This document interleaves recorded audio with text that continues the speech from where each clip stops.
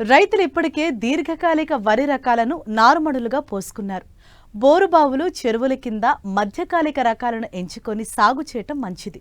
ప్రస్తుతం ప్రాచుర్యంలో అనేక మధ్యకాలిక దొడ్డుగింజ, సన్నగింజ వరి రకాలున్నాయి. ప్రాంతాలకు అనుగుణంగా వాటి గుణగణాలను పరిశీలించి సాగుకు ఎంచుకోవచ్చు.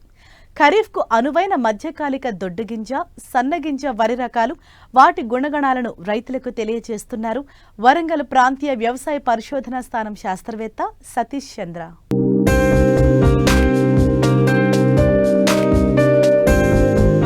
వరి సాగులో రకాల ఎంపిక, సాగు చేసే సమయం, పంట కాలపరిమితి అనేవి కీలకం.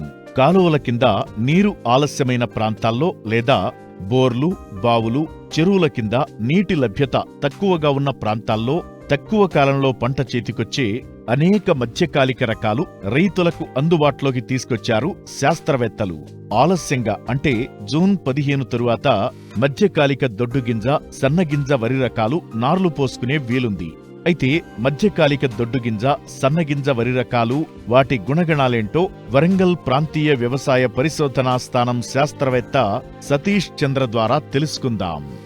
మధ్యకాలిక రకాల విషయానికి వచ్చినట్లయితే మనకు 135 రోజుల్లో కోతకు వచ్చేటువంటి రకాల్లో మనం రైతాంగం ఎంపిక చేసుకోవాల్సినటువంటి అవసరం ఉంటుంది. ముఖ్యంగా ఈ 135 రోజుల రకాల్లో ప్రాంతీయ వ్యవసాయ పరిశోధన స్థానం వరంగల్ నుండి విడుదలైనటువంటి వరంగల్ 14 కానీ, వరంగల్ 32-100 కానీ, అదేవిధంగా మనకు దొడ్డు గింజ రకాలైనటువంటి WGL 3962 భద్రకాళి కానీ, అదేవిధంగా సురేఖ కానీ, ఇలా మనకు మధ్యకాలిక రకాలు చాలా డెవలప్ చేయడం జరిగింది.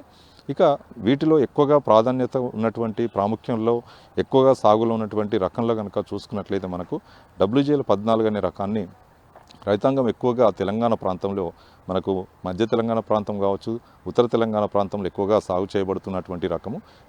దీని యొక్క అన్నం నాణ్యత బాగా ఉండి, అంతేకాకుండా దిగుబడి సామర్థ్యం కూడా 26 నుంచి 30 క్వింటాల దిగుబడి ఒక ఎకరానికి వచ్చేటువంటి రకంగా దీన్ని డెవలప్ చేయడం జరిగింది. ఇక మనకు మధ్యకాలిక రకాలలో జగిత్యాల నుండి విడుదలైనటువంటి JGL 11727 ప్రాణహిత అనే పేరుతో దీన్ని విడుదల చేయడం జరిగింది. ఇది కూడా సుమారుగా 26 నుంచి 30 క్వింటాల దిగుబడి సామర్థ్యాన్ని కలిగి ఉండడమే కాకుండా మధ్యస్థ సన్నగింజను కలిగి మంచి అన్నం నాణ్యత ఉన్నటువంటి రకంగా దీన్ని గుర్తించడం జరిగింది. దీని యొక్క అన్నం నాణ్యత కూడా రుచిగా పొడిపొడిగా ఉండడమే కాకుండా BPT 5204 పోలి ఉంటుంది. కనుక రైతాంగము ఇటు నాణ్యత విషయంలో కానీ, దిగుబడి విషయంలో కానీ ఎంపిక చేసుకోవాలనుకున్నప్పుడు JGL 11727 రకాన్ని కనుక ఎంచుకున్నట్లయితే కొంతమేర మన చీడపీడలను కూడా తట్టుకున్నటువంటి స్వభావం ఉన్నటువంటి రకంగా దీన్ని గుర్తించడం జరిగింది. ఇక అదే ప్రాంతీయ వ్యవసాయ పరిశోధన స్థానం జగిత్యాల నుండి విడుదలైనటువంటి JGL 27356 అనే సన్నగింజ రకం, అతి సన్నగింజ రకము. ఇది జై శ్రీరామ్కి బదులుగా దీన్ని డెవలప్ చేయడం జరిగింది. రీప్లేస్మెంట్లో మనం జై శ్రీరామ్ బదులుగా కూడా ఈ రకాన్ని ఎంపిక చేసుకోవచ్చు. ఇది అతి సన్నగింజ రకానికి చెందినదై ఉండి సుమారుగా 28 నుంచి 30 క్వింటాల దిగుబడి సామర్థ్యంగా దీన్ని గుర్తించడం జరిగింది. ఎకరానికి 30 క్వింటాల వరకు కూడా దిగుబడి పొందవచ్చు. కొంతమేర పొట్టకులు తెగులు కానీ, అదేవిధంగా గింజమచ్చ తెగులను తట్టుకునేటువంటి స్వభావం ఉన్నటువంటి రకంగా దీన్ని గుర్తించడం జరిగింది. కనుక రైతాంగము అతి సన్న గింజ రకము జై శ్రీరాము కనుక వేసుకోవాలనుకున్నప్పుడు, జై శ్రీరామ్ రకాన్ని కనుక వేసుకోవాలనుకున్నప్పుడు రైతాంగం ఈ వరి వంగడాన్ని కనుక ఎంచుకున్నట్లయితే అధిక దిగుబడి పొందడానికి అవకాశం ఉంటుంది. జగిత్యాల పరిశ్రమ నుంచి విడుదలైనటువంటి JGL 28545 ఇది కూడా సన్నగింజ రకానికి చెందినటువంటి మంచి అన్నం నాణ్యత ఉన్నటువంటి రకంగా దీనిని డెవలప్ చేయడం జరిగింది. కొంతమేర అగ్గి తెగులు మరియు పొట్టకుల తెగులను కూడా కొంతవరకు తట్టుకునేటువంటి స్వభావం ఉన్నటువంటి రకము. ఇది కూడా సుమారుగా 26 నుంచి 30 క్వింటాల దిగుబడి ఇచ్చేటువంటి రకంగా దీన్ని డెవలప్ చేయడం జరిగింది.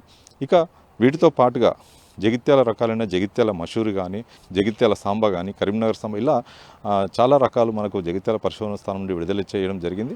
ఈ మధ్య కాలంలో వరంగల్ పరిశోధన స్థానం నుండి విడుదలైనటువంటి WGL 915 అనే దొడ్డిగింజ రకాన్ని కూడా రైతులు ఎంచుకున్నట్లయితే, అంటే సుమారుగా 28 నుంచి 32 క్వింటాల దిగుబడి సామర్థ్యం కలిగినటువంటి ఈ రకాన్ని కనుక రైతాంగం ఎంపిక చేసుకున్నట్లయితే మనకు దిగుబడితో పాటుగా కొంతమేర ఈ దోమకాటను, అదేవిధంగా పొట్టకుళ్ళు తెగులను మరియు రైస్ టుంగుర తెగులను కూడా కొంతవరకు తట్టుకునేటువంటి స్వభావం ఉన్నటువంటి రకము.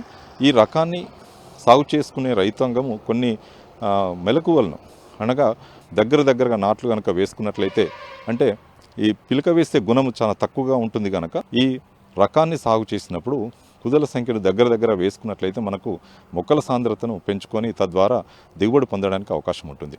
ఇక వరంగల్ పరిశోధనా స్థానం నుండి మధ్యకాలిక రకాల్లో విడుదలైనటువంటి WGL 347 అంటే సోమనాథ్ అనే వరి వంగడాన్ని కూడా విడుదల చేయడం జరిగింది. ఇది కూడా చౌడు పొలాల్లో కానీ అదేవిధంగా మనకు కొంతమేర అగ్గి తెగులను మరియు ఉల్లికోడు బయోటైప్ 135 అనే బయోటైప్లను కొంతవరకు తట్టుకున్నటువంటి స్వభావం గల రకంగా దీన్ని డెవలప్ చేయడం జరిగింది.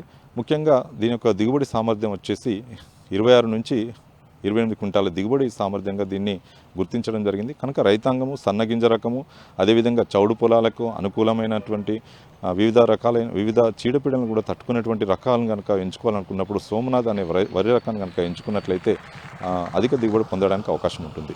రాజేంద్ర నగర్ పరిశోధన స్థానం నుండి విడుదలైనటువంటి RNR 28361 ఈ రకం కూడా సుమారుగా ఎకరానికి 28 నుంచి 32 క్వింటాల దిగుబడి ఇచ్చేటువంటి రకంగా దీన్ని డెవలప్ చేయడం జరిగింది.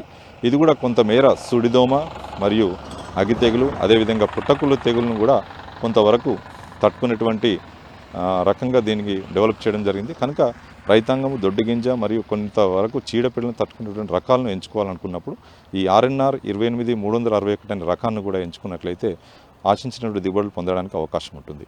ఇక మనకు మధ్యకాలిక రకాలలో మరికొన్ని రకాలు కనుక చూసుకున్నట్లయితే కూనారం నుండి మెనికిటి దశ 3వ దశలో ఉన్నటువంటి KNM 7715 ఇది కూడా అతి సన్న గింజ రకానికి చెందినటువంటి రకము.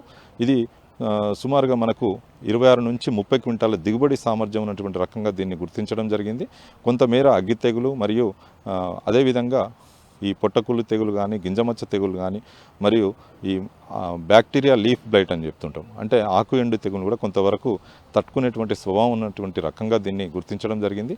కొంతమేర మనకు ఈ సుడి దోమను కూడా తట్టుకునేటువంటి శక్తి కలిగినటువంటి రకంగా దీనికి డెవలప్ చేయడం జరిగింది.